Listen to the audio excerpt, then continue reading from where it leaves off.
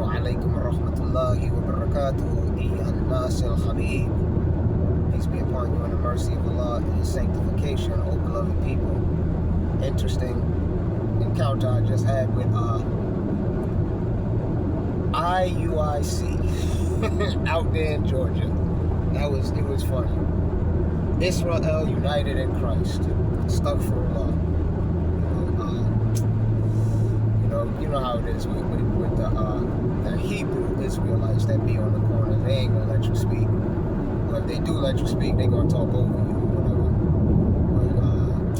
But they said they had to do that because it was a public setting, and that we would talk later on about stuff which I don't see a point because they're not gonna come off their position, and I'm not gonna come off mine. I follow the Quran alone, no hadiths, and the Old Testament, no New Testament, right? I can't even call it the Old Testament because that's false. It's the Tanakh, right? If you translate it, like you can't even get that. You can't get it. What they tried to do is they tried to piggyback the word covenant off a testament. But then I kind of caught them out there. I don't know if they're going to put that on their thing. So it's probably going to be online. But they probably going to cut that part out. Probably not. Because, they talk over people.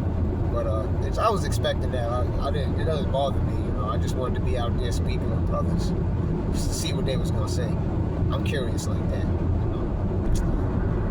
You know what it is. Uranus and Gemini time. And I have Uranus and Sagittarius. So I entertain people. Okay, let's see what's gonna happen. Shalom. Let's see what happens. I'm dressed like an Arab. I told him, I was like, listen, I'm from the nation of Dan. I traced that through my mother's father. He is a Danite. Oh, it's from the father. I'm like, yes. My father is Ishmael, so I'm an Ishmaelite. Oh, this, that, and the third. So basically, in their mind, the conversation was over right there. They were gonna try to convert me into whatever they're doing, and that's something that I disagree with, because that's actually,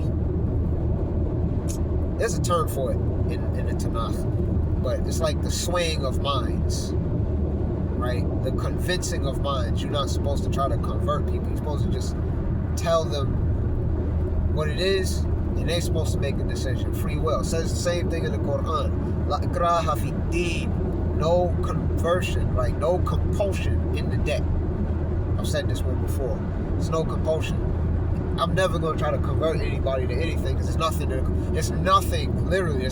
convert anybody to. It's supposed to just be about righteousness. Now, the Israelites, right, do have a covenant, and they're supposed to keep that. So when the Quran came, it's for everybody. When the Tanakh came, it was for the Israelites to use their covenant to distinguish themselves, but to also tell the truth to everybody and make an example for everybody else of how their own communities should run. But they dropped the ball, like everybody else who got it dropped the ball. Everybody drops the ball, And it says that in the Tanakh, and it says that in the Quran. Like it doesn't say drop the ball, but basically, to summarize it, was like man was made weak. So, and his empires won't last. The ebb and flow. Like if you go to the Hermetic principles, right? The law of ebb and flow. Nothing lasts forever. So you're gonna get the ball and you're gonna drop the ball. But it was interesting. They cut me off in a lot of parts because I was getting deep. It's like, oh, what about this? Oh, so let me talk over you. It's one of the famous lines that I put up there all the time. No Israelite wants to answer this. None. I'm the only one that I know that agrees that I'm from Israel, that acknowledges that there's also a covenant with Ishmael as well as Isaac. It literally says that in Genesis. So, I guess maybe I'll put the verses up there. But yeah. So, the famous one, Genesis Genesis 17, 20 to 27. Every single one that I've ever talked to, every Israelite, every other Israelite, because I am one. I know I have the blood because I actually traced it to Europe. You know, and that line is of Dan. I already did it. So a lot of people say, oh, I'm an Israelite, but I'm from the tribe of Judah because I'm a so-called African American. Nah, bro, it's not that easy. It's not that easy. Like, you can't do it like that. That's like somebody saying, oh, well, I'm dark-skinned, so I'm an Israelite. Okay. It's not that easy. Like, you can't do that. Like, there's a way to trace it, and you don't do it like that. But, I traced the surname and the lineage, and it goes back to the Danites of Normandy. See how I was able to easily explain how I can trace myself back to Israel? Because I used to be like, oh, how we Israelites? Until I did it myself, and I was like, oh, I'm a Danite. Oh, okay. By blood, right? Because a lot of them will have you believe that, oh, Israel is just this pure nation. So unless they did incest with their only sister, how could they be pure? If Israel's first wives were of Aram, they were Arameans, that actually makes Israelite blood half Aramean. When they cut on and say, oh, well, you trace the line through the father. Well, everybody traces the line through the father. So, cool. If you are what the father is, then you got to be whatever the mother is as well, because the mother came from the father, correct? And you can't have a child with just the father alone. Like, this is not Frieza and King Cole. So, the Creator didn't set it up that way. This is man and woman. Adam and Hawa, or Hawa, astaghfirullah.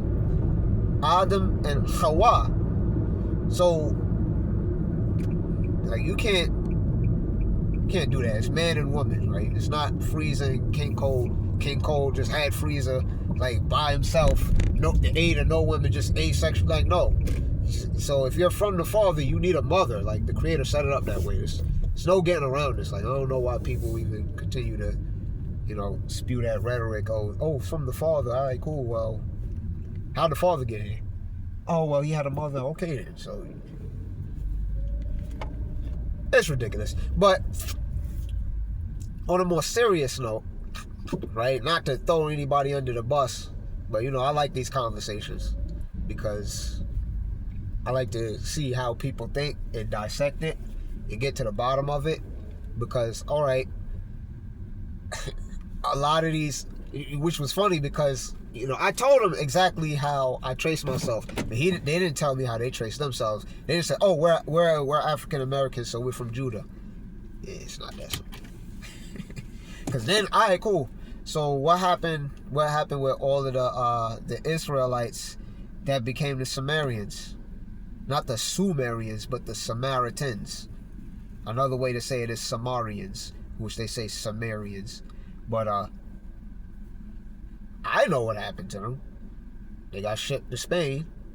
A lot of them stayed on the mainland here in America, because I'm not of the belief that the Israel over there is the ancient land. Well, you can look that up. That got started in 48? State of Israel, 1948. So how could that be ancient? Before then, it was known as Palestine. And before that, it was known as Anatolia. So that's not the ancient Palestine. It just got renamed by people that was there. Right? So the ancient lands is here in America, as proven by our brother Ayub Nazir on YouTube, who used to be Chief Moray, who used to be Little Moray, M-O-R-E-H, right? Which means teacher, or it also means one who is a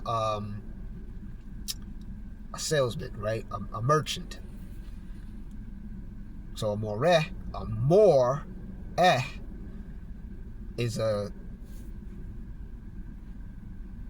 salesman and a teacher, right? A tradesman and a teacher, a merchant and a teacher, right? That's more. So, you know, I found it interesting. I like that conversation, you know, just because I like to dissect how people think, and they probably gonna put that online, and you know, that's just, it's good for me because I'm gonna be online. But yeah, you know, it was interesting because, you know, I told them exactly how, you know, I'm connect with Israel by blood, but they couldn't tell me that, you know, which is interesting because you could be from any line, you know, people just out here. I'm an Israelite, and it's from the Father. All right, cool. So how are you determining that exactly? You know, because we got brothers out here like Corey Mayo, who's actually tracing where these lines went. Like Brutus, he had the video where Brutus founded Britain. So the British are the brutish from Brutus the Trojan, right? Because not a lot of people know that Britain was originally named New Troy, and I think in the language it's like Cair or Cair Troy, if I'm not mistaken, the language they were speaking. Cair Troy, which meant New Troy. I know it was something with a C. You know, forgive me, I don't remember exactly right now, but the word meant New Troy. So, you know, the Trojans are Israelites, right? Which comes from the line of Judah, right? Which one of his sons was Darda. I know it goes through Darda, and one of them was Zerah. I'm not exactly sure if Darda is Zerah's son or if they're two different. Forgive me on that one. I have to go back and do the genealogy. But I do know that Darda is one of the sons of Judah, possibly a grandson. And Darda was one of the ones who founded Athens. And the Athenians, went on to be the Trojans. And one of the generals of the Trojans went to Britain and made it Britain. So if you can do that, like if you can trace yourself to England, which I can, so I could have said, well, I can actually trace myself to Judah, but I said, no, my father's an Ishmaelite because he's part of the Moors that got kicked out of Spain and went to England. And then from England, went to America. You see how I could do that? Easy like that, you know? And I was like, yeah, they went to New York, you know, so this is known. He did have some knowledge where he said, oh, well, the Sephardi's were Moors. So, all right, cool. Well, you're the first Israelite that I know that actually agrees with that. Because most of the time, oh no, they wasn't the Moors because they wasn't Ishmaelites or Berbers, but they were, because Moor just means a dark-skinned person. That's the true meaning of the word. It means other things, but you know, in simplistic terms, it means any dark-skinned person. So any dark-skinned person, especially the aboriginals with coily hair, right, are Moors, period. That's how people use the word black today, which is derogatory. The word Moor was used in the ancient world. That's it. And then you had different types of Moors, right? You had the Asian Moors. You had the, I'm gonna say Cushite Moors because that's not Africa. That's not real. You had the Cushite Moors, then you had European Moors, which were mostly Israelites and other different Shemites, mixed with a bunch of Japhethites that were Dutch and other nationalities. And then you had different American Moors, mostly Shemite, some Hamite from Misraim and Canaan. So people call Canaan, that's actually Canaan. And Cush, because Cush was in America before Cush was in Eastern Kush, what we call Africa today. So, you know, but I know that they're piggybacking off of the whole African slave trade, which us Aboriginal Americans, we already know that that's cap. So, but I don't expect them to know all of that, but you know, I just wanted to see what was going to happen. It was an interesting conversation. So, you know, to sum it all up, at your own risk, go out there and talk to the people. If you are thick-skinned like me, like I could just sit there and just, while they talking all that stuff, I could just listen and be like, oh, this, that, and the third. But yeah, the Most High made a covenant with Ishmael, said that he would make him a great nation. Right? I will make Ishmael into a great nation. Cool. 12 princes shall he have. Cool. I will bless him. Like, bless is barak. You don't barak evil. I challenge anybody to look in the so-called Old Testament and show anywhere where Yahuwah Allah says that he's going to barak something. That's the word, barak. Barak in Arabic, same word, right? Which means to make sanctified. Because people just say bless, and they got the English thought process, bless, God bless you. But if you look at the actual definition of bless, it means to pour blood, right, on an altar. To sprinkle blood on an altar. That's what bless literally means. Look up the etymology. So that's not what that word means. It means to make a saint out of someone. To make sanctified. That's what barak means. To make something sanctified. And when you make something sanctified, you make it sacred. Right? Sacred is more accurate to what we are calling bless. Right? So he said, I will make him sacred. All right, cool. So that's a covenant that he had with Ishmael that they like to gloss over. This is a lot of Israelites. Even the ones that only deal with the Old Testament, they still fall into the whole, because their understanding of a lot of this stuff is very modern. They're not going into the actual primary sources. Right? I'm saying all this to bring you guys up to speed with, where I am with the knowledge, because a lot of people, they see me as like, oh, this guy's an Arab. My understanding of being an Arab is you come from the so-called Great Plains region, because the Great Plains region was originally known as the Great American Desert.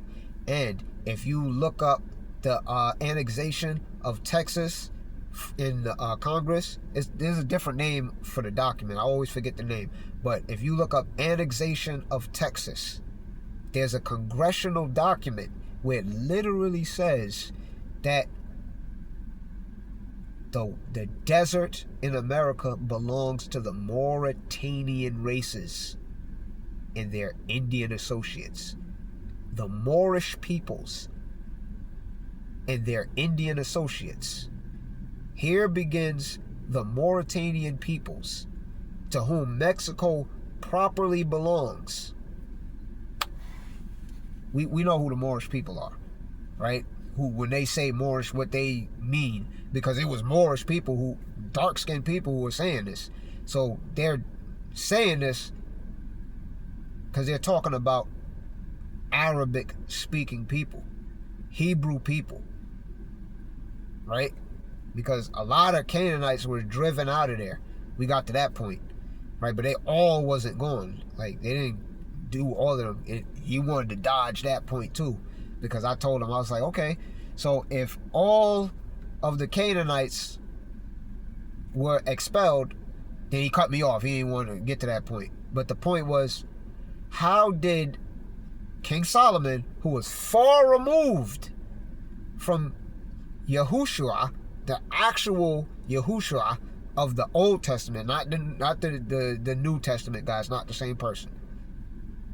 The New Testament guy's a remix single off of the old guy, the actual guy that was doing this stuff, right? And the Quran agrees, because in the Quran, Yahushua's mother, Miriam or Mary, is called the sister of Moses and Aaron. So that's not a religious sense. That's a literal sense, because they have the same father. It says the children of Imran. Imran was the father of Moses, Aaron, and Mary. So the Quran's talking about the Old Testament guy. It's not talking about the New Testament guy. The New Testament guy doesn't have any genealogy. He just claims to be from David with no genealogy line to connect you to that.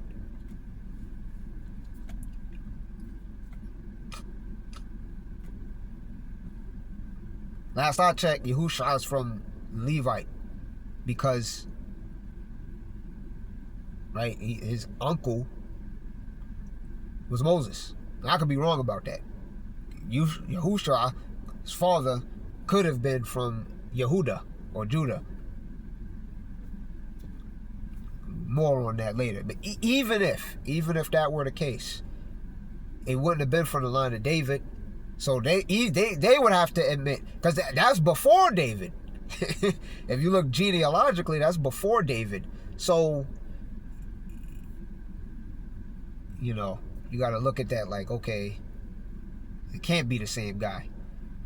But the Quran's not talking about the New Testament guy. It's talking about the Old Testament guy because they're connecting him with Moses and that family. But the point I was making was, how could Solomon make the deal with King Hiram, right, of Tyre, which is land of Canaan?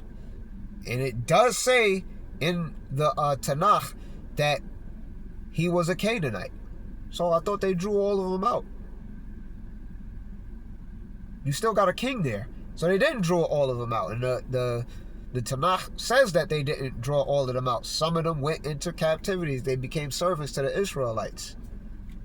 But, you know, I'm, you know, really deep into this, and I take the words on what they say. I don't take other people's doctrines and mix it up. I just know, if this says this, that's what it is. Like, that's the best we have to go off of. Now, somebody else came and then they said their opinion, but regardless, their opinion is based on the primary source. The primary source says this. We don't have any other information but this. We're limited to this. This is what it is. If there's nothing else, there's this. Now, you may not agree with that, but okay, what other source in that time period do you have to do this? No, you just don't like that. Quite possibly because you heard something in the modern time. Not because the ancient document, there's actually something wrong with it. It just doesn't fit your modern narrative.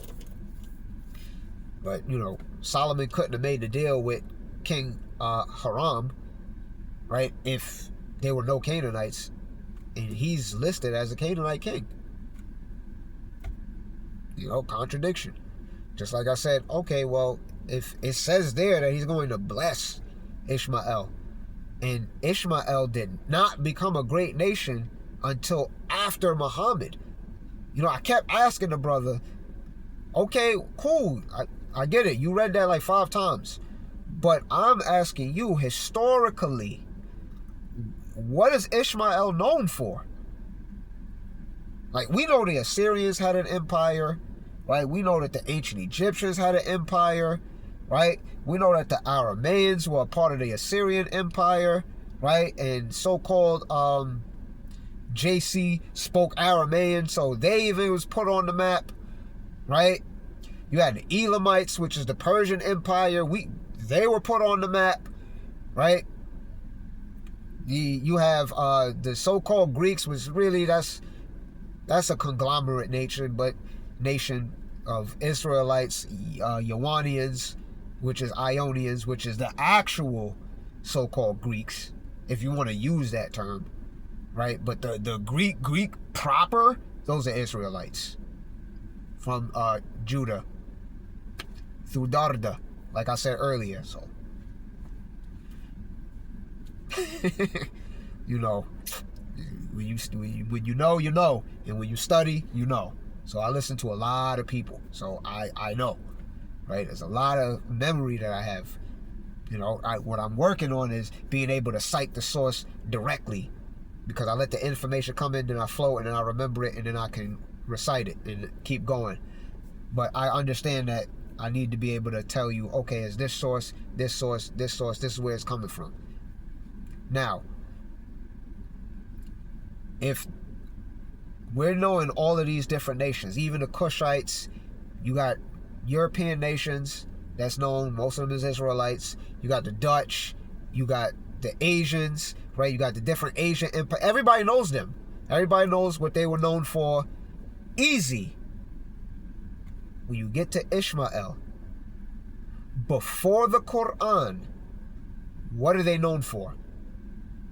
He drew a blank. He didn't want to answer that question because he knew he would have to answer that question. And frankly, a lot of fellow Israelites don't want to answer that question, because even in the Ishmaelite history themselves, right, from that time period, I'm not talking about these, cause he kept using the people in Dubai and the people over there. I'm like, that's not what I'm talking about, though. They're not the original people. Those people are actually not Ishmaelites. They're actually Edomites. Keep it a buck. But, there may be some Ishmaelite blood in there because, one of the wives was a daughter of Ishmael that Edom took. So, yeah, there could be some Ishmaelite blood in there. But for the main part, that's Edom. Because that's who was ruling over there. Ishmael was ruling over here in the western part of America. The far western part of America, known as the Great Plains region, right? Specifically, the Arizona, Texas, New Mexico region. That's where Ishmael was, mostly at. So, still it was over here. But, okay. Even if we wanted to say it was over there, the covenant still would have had to be kept. They don't want to answer that question because then they'll have to say, you got to go two ways. One is, astaghfirullah. You're saying that Yahuwah didn't make his promise. He didn't keep it. Right? He didn't raise them. Right? Which actually it went blasphemous real quick. Because it went from, Yahuwah said this, right? They didn't use the term. I used the term because I knew what I was talking about, right? They just said, the Lord and God. And I'm like, well, your name, right? In Christ, you guys are Christians, claiming to be Israelites.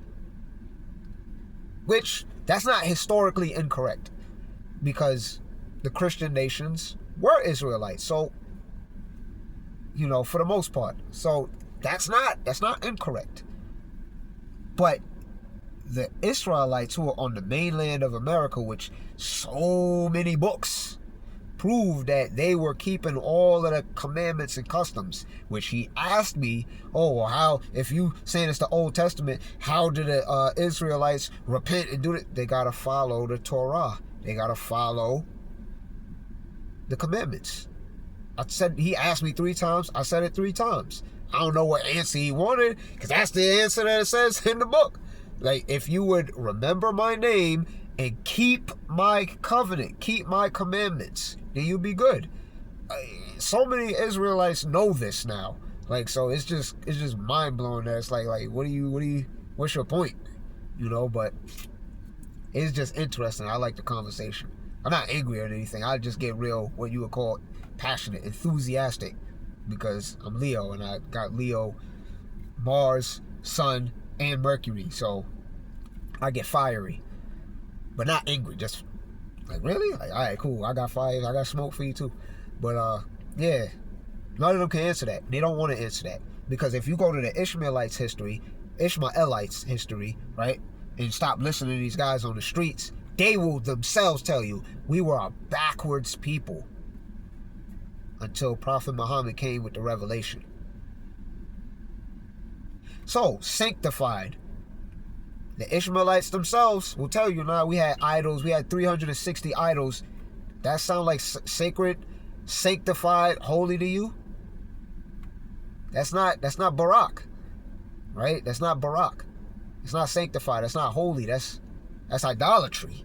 That's actually the exact opposite. That's what you get hemmed up by Yahuwah for, is idolatry. So if in their own history they were idolatrous, the entire time, because in the Quran it's ummiyina, unlettered, which means they'll tell you, oh, that means that they were illiterate. No, it means that they didn't receive scriptures. They didn't receive a prophet. So they had, because another thing it says in the Old Testament is they have to send one to every nation. Ishmael was, at that point, the only nation that didn't have one. So if Yahuwah was to keep his promise that he said in the Old Testament, in one place, that he sends people speaking in their tongue to let them know what it is, then he would have to keep his promise to the Ishmaelites. And there's a direct promise to Ishmael that he would make him into a great nation, personally.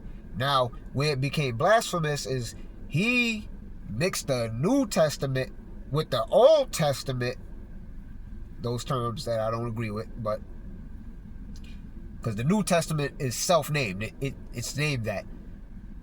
The Old Testament is a name given by New Testament people to, the Tanakh. But the Tanakh does not refer to itself as the Old Testament because it's a compilation of books. It's not just one book, right? Because even if you deal with the Catholic history, they took books out. That's why you got Apocrypha.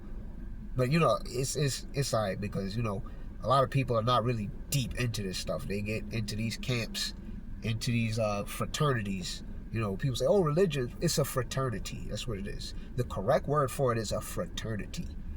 You have a leader, and this leader is sending you on a missionary, to go convert people to their fraternity. That's why I'll never convert you to anything. I don't have a fraternity.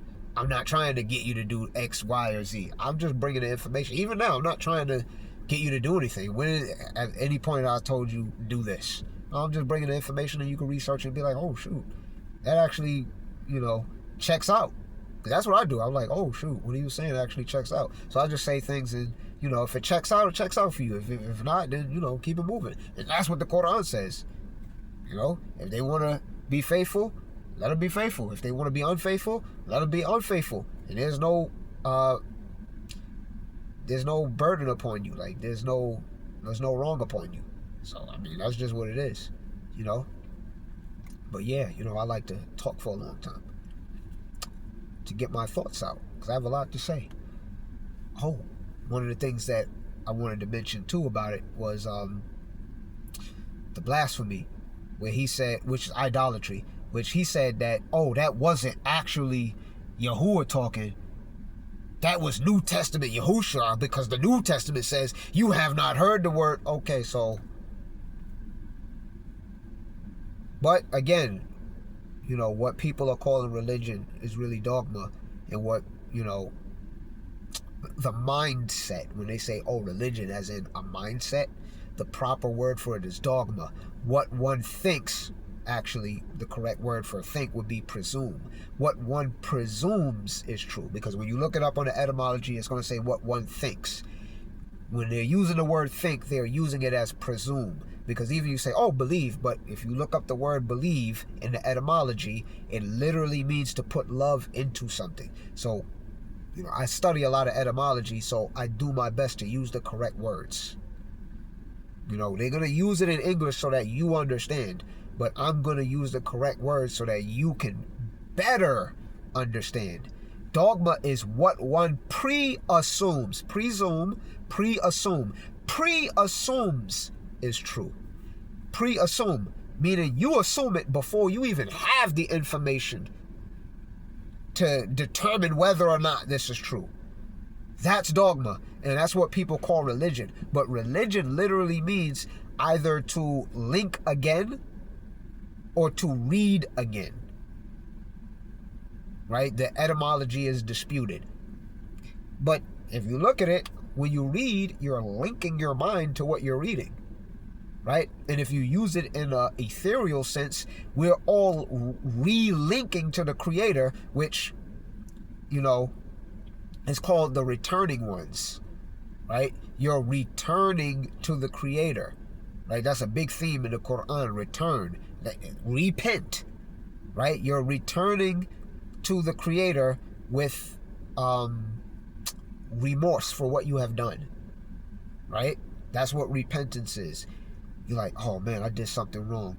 Let me go back to the Creator and or back to the righteous ways and do what's right. Damn, I messed up. I shouldn't have said that. I go there and I apologize to the person so I can what?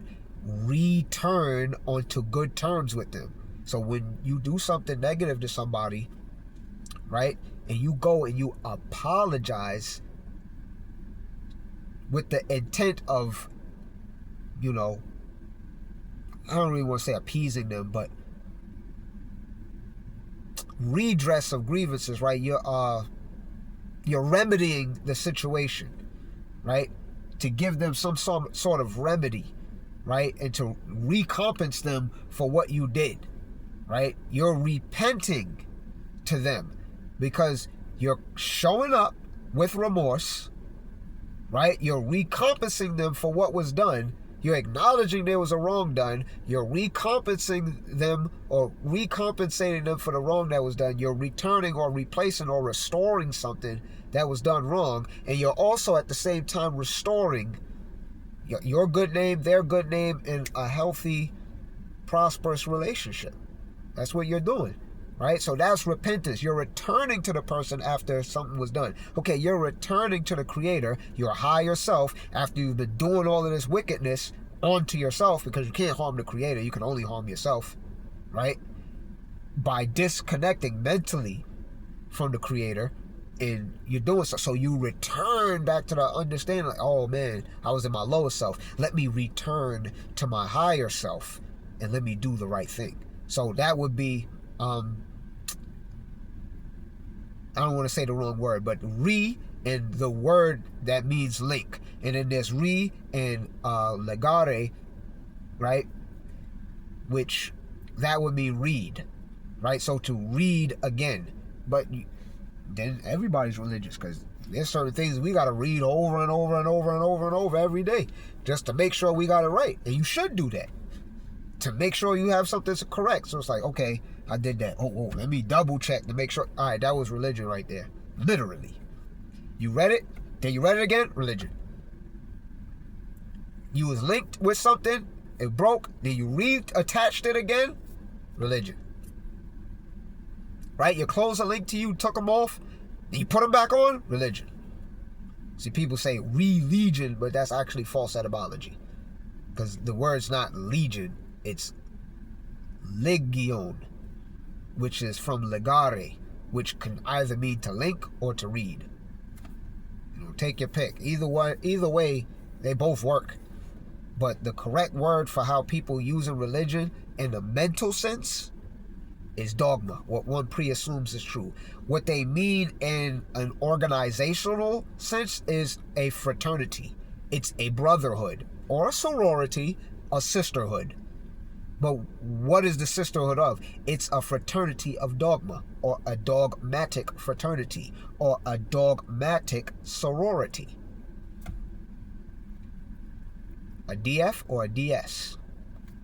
Not an R anything. Just giving you correct words. We need to say the right thing. Jurisdiction, right words, right? Diction, as in dictionary. When you use a dictionary, what it is, you're getting to the proper meaning. You're getting to the meaning of words, right? Meaning of words. When you use etymology, etymon, true. Logo, ology, from logo, word, true word, right? A dictionary, right, diction, right, juris, right, sorry, diction, word, right? A dictionary, right? Airy, of or relating to words. There you go. Like dictate. I dictated this to somebody. What is that? Oh, you're telling them something. Words, right? So jurisdiction, juris, right.